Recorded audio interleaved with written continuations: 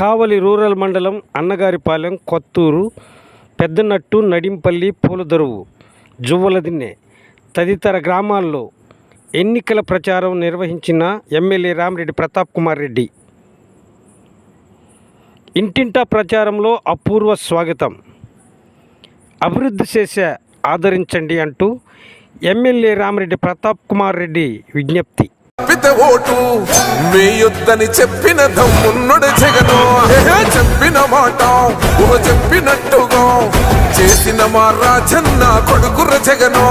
ఏ కష్టం రావద్దని పేద గుండెకు ప్రతి పథకం పంపిండుర గడప గడపకు. పులి గడపలో పులి పుట్టినట్టే పుట్టిండురా. జెండలు జత కట్టడమే మీ ఎజెండా, జనగుండల గుడి కట్టడమే జగను ఎజెండా. బలిరా బలి బలిరా బలిరా, పులి వెందులలో పుట్టిందా పులిరా. కుర్చీల కూర్చోవడమే మీ ఎజెండా, కుర్చీ జనమే ఇవ్వాలన్నది జగను ఎజెండా. బలిరా బలి బలిరా బలిరా, పేద బతుకుల మార్చినది ఆ పులిరా. గవర్నెన్స్ లో ఎప్పుడు చూడని అభివృద్ధి ఈ రోజు జరుగుతా ఉంది. మొట్టమొదటిసారిగా స్కూళ్లు మారుతా ఉన్నాయి, రూపురేఖలు మారుతా ఉన్నాయి. హాస్పిటల్స్ మొట్టమొదటిసారిగా ప్రివెంటివ్ కేర్ అన్నది దేశానికే పరిచయం చేస్తా ఉన్నాం బుల్లెట్ క్లినిక్స్ ద్వారా. ఈ 4 సంవత్సరాల కాలంలోనే ఏకంగా మా అన్న ప్రభుత్వంలో మరో 4 సీపోర్ట్స్ ఈ రోజు వేగంగా కట్టడం జరుగుతా ఉంది. అది కూడా చెప్పండి.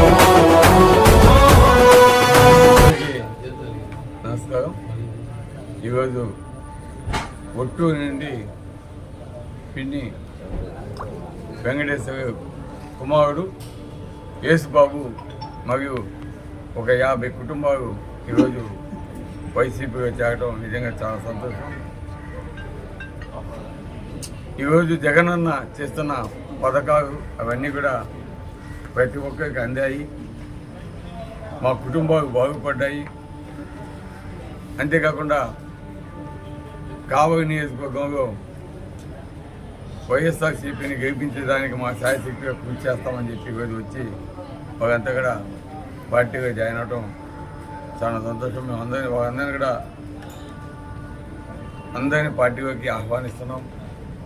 వాళ్ళందరికీ కూడా జరగబోయే ఎన్నికలు బాగా కష్టపడండి, మీకు తగిన సముచిత స్థానం కూడా తప్పకుండా ఉంటుంది.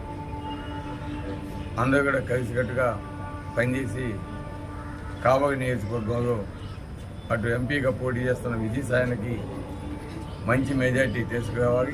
అదేవిధంగా జగనన్న ఆశీస్సులు మరియు విజయసాయన్న ఆశీస్సులు పోటీ చేస్తున్న నాకు కూడా మంచి మెజార్టీని ఇచ్చి కావలి నియోజకవర్గం నుంచి జగనన్నకి కానుక ఇవ్వాలని కోరుకుంటున్నాము. అదేవిధంగా మనందరం కూడా మరి రెండోసారి జగనన్నను ముఖ్యమంత్రి చేసుకుంటే మన రాష్ట్రం బాగుపడుద్ది, పేద పేదకు బాగుంటారు. అదేవిధంగా రాష్ట్రం అభివృద్ధి పదంగా పోద్ది. ఈరోజు మన కావలి నియోజకవర్గానికి ఒక విధంగా చెప్పాలంటే రాష్ట్రంలో కావలి నియోజకవర్గానికి జరిగినంత మంచి ఏ నియోజకవర్గానికి జరగలేదు. ఎందుకంటే మనకి రామాయపట్నం లాంటి పోర్టు రావడం వల్ల, ఫిషింగ్ హార్బర్ రావడం వల్ల ఈ ప్రాంత రూపురేఖలు కూడా మారిపోతున్నాయి. దీని అంతటికి కూడా నిజంగా మనం అంతా కూడా కావలి నియోజకవర్గ ప్రజలంతా కూడా జగన్మోహన్ రెడ్డి గారికి గుణపడి ఉండాలి. ఈరోజు తెలుగుదేశం ఏ విధంగా మోసం చేస్తుందో, ఎలక్షన్స్కి ముందు ఫౌండేషన్ స్టోన్స్ వేసి మోసం చేసి ఏ ఒక్క పని కూడా చేయకుండా ఏ విధంగా చేసిందో ప్రతి ఒక్కరికి తెలుసు. ఈరోజు మళ్ళా తెలుగుదేశం నాయకులు వస్తారు, ఏదేదో కబుర్లు చెప్తారు, అవి చేస్తాం ఇవి చేస్తాం అంటారు. కానీ వారు గతంలో అధికారంలో ఉండగా ఏం చేశారనేది మా యొక్క వచ్చిన మార్పు. ఆనాడు చేయనిది ఈనాడు చేస్తామని ఏ విధంగా చెప్తారని కూడా మేము అడుగుతున్నాం. చంద్రబాబు నాయుడు గారు హామీలు ఇచ్చి అధికారంలోకి వచ్చినాక ఏ ఒక్కటి నెరవేర్చకుండా ఏ విధంగా మోసం చేశారో అదేవిధంగా ఈరోజు వారు చెప్పే మాటలు విని నమ్మొద్దు, మోసపోవద్దు. ఈరోజు మన కావలి నియోజకవర్గంలో ఆయన తెలుగుదేశం క్యాండిడేట్ మాట్లాడుతూ ఉన్నాడు. 420 అని ఇక్కడ పోటీ చేస్తున్న అభ్యర్థిని ఆ విధంగా ఇష్టానుసారం మాట్లాడుతున్నాడు. అది కావలి నియోజకవర్గ ప్రజలకే మేము వదిలేస్తున్నాం. ఎందుకంటే వాళ్ళకి తెలుసు ఎవరు ఎటువంటి వాడు అనేది. ఈరోజు ఆయనగాగా మేము ఎక్కడ కూడా ఒక లేఅవుట్ వేసి ఆ సైట్స్ అమ్మేసి ఆ సైట్స్నే మగి ఆయన పేరు మీద రిజిస్ట్రేషన్ చేసుకొని బ్యాంకులో లోన్ తీసుకొని బ్యాంకును మోసం చేసిన పరిస్థితి మేము చేయలేదు. అదేవిధంగా ఆయన ఇంటికి సంబంధించి 2 డూప్లికేట్ సర్వే నెంబర్ వేసి 2 రిజిస్ట్రేషన్స్ చేసి 2 బ్యాంకుగా పెట్టి మోసం మేము చేయలేదు. అదేవిధంగా అక్రమ లేఅవుట్ చెరువు నది ఒడ్డున వేసి నేషనల్ గ్రీన్ ట్రిబ్యునల్ పర్మిషన్ కాకుండా వేసి అక్కడ పెదవిని మేము మోసం చేయలేదు. అదేవిధంగా అక్రమ మైనింగ్ అన్నవరం లాంటి ప్రదేశాల్లో చేసి మేము కోర్టుకు కొలగట్టలేదు. కాబట్టి ఇవన్నీ కూడా కాబోయే ప్రజలు గమనించాలి.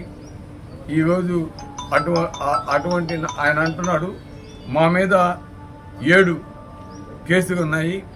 అదేవిధంగా పసుపుగేటి సుధాకర్ గారి మీద 8 కేసులు ఉన్నాయి, 420 కేసులు ఉన్నాయని ఆయన చెప్తున్నాడు. ఈరోజు నా మీద కేసులు అంటే తెలుగుదేశం అధికారంలోకి వచ్చిన తర్వాత 2 సంవత్సరాల తర్వాత అధికారం ఉంది కదా అని అక్రమ కేసు నా మీద 6 కేసులు ఆనాడు బీదా రవిచంద్ర పెట్టించడం జరిగింది. అంతేగాని అదే కాకుండా ఇంకొక కేసు ఏంటంటే 7వ కేసు మన గీతా మందిరం రైల్వే రోడ్లో గీతా మందిరంలో ఎలక్షన్ ప్రచారం నిమిత్తంగా ఆ గుడిలోకి పోయేసి పూజలు చేస్తుంటే దానికి సంబంధించి ఒక కేసు గుడిలోకి పోయి ప్రచారం చేస్తున్నారని ఒక కేసు తెలుగుదేశం పెట్టారు. అంటే ఈరోజు వీటికి క్రిమినల్ కేసులకి ఎంత తేడానో చూడండి. నా మీద పెట్టిన కేసులు అటువంటివి. ఈరోజు ఆయనగా కోర్టుకు కొట్టి కేసులు పెట్టలేదు. లేదా మన ఈ మేకలు గొర్రెలు పెంపకానికి సంబంధించి డబ్బు దండి జైలుకు పోలేదు. కాబట్టి అదేవిధంగా మైనింగ్ చేసేదాన్ని ప్రశ్నిస్తే వారిని చంపేదానికి ప్రయత్నించిన వ్యక్తి ఇప్పుడు ఉన్న అభ్యర్థి, రౌడీజాన్ని ప్రోత్సహించే వ్యక్తి ఇప్పుడున్న అభ్యర్థి, ఈరోజు ఇష్టానుసారం మాట్లాడేది ఇప్పుడున్న అభ్యర్థి. కాబట్టి ఇవన్నీ కూడా ప్రజలు గమనిస్తూ ఉంటారు. రాబోయే 13వ తారీఖు తప్పకుండా ప్రజల తీర్పు సరైన తీర్పు ఇవ్వబోతున్నారు. కాబోయే నియోజకవర్గ అభివృద్ధికి ఆ రౌడీ అభ్యర్థి కావాలా, లేదా కాబోయే నియోజకవర్గ అభివృద్ధికి ఈరోజు సంస్కారం ఉన్న అభ్యర్థి కావాలనేది తప్పకుండా నిర్ణయిస్తారని తెలియజేస్తాను.